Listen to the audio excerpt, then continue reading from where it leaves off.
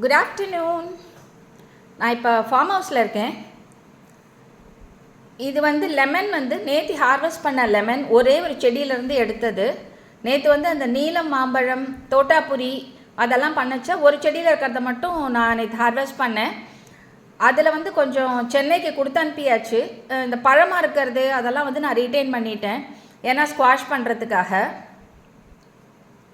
இன்றைக்கி கார்த்தால் ஒர்க் பண்ண போகச்சே நான் இந்த லெமன் வந்து ஒரு செடியிலேருந்து எடுத்தேன். என் கைக்கு எட்டின தூரம் எவ்வளோ இருக்கோ அது வரைக்கும் எடுத்திருக்கேன். இன்னும் அந்த தொரடு போட்டு எடுக்கிறதெல்லாம் இன்னும் எடுக்கலை. ஃபார்மில் வந்து பார்த்திங்கன்னா ஒரு 20 லெமன் தான் வச்சுருக்கேன். அதில் ஒரு 15 தான் வந்து நல்ல வாளிப்பாக வந்திருக்கு. இன்னொரு 5 வந்து குட்டி குட்டியாகவே இருக்குது, அதெல்லாம் இன்னும் பெருசாக வளரல.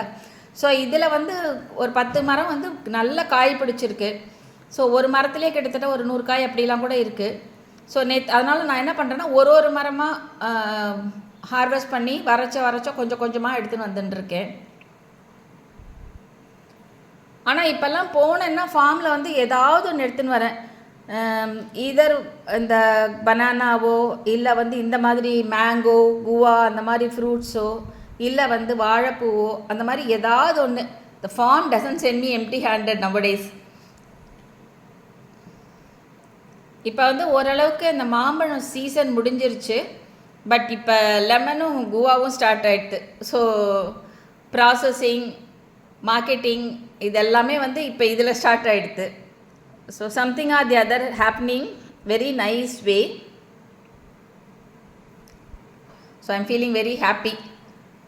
Finally my hard work started yielding actually. அது பார்க்கச்ச ரொம்ப ரொம்ப சந்தோஷமாக இருக்குது.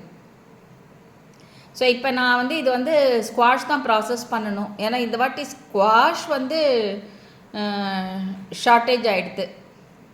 ஒரு 2 பேருக்கு அப்புறம் பண்ணித்தரேன் அப்படின்னு சொல்கிற அளவுக்கு கொஞ்சம் ஆயிடுச்சு. ஸோ இப்போ now I have to fulfil all this. So once இது நான் ரெடி ஆகிட்ட பிறகு நான் வந்து போஸ்ட் ஷேர் பண்ணுறேன். தேங்க்யூ.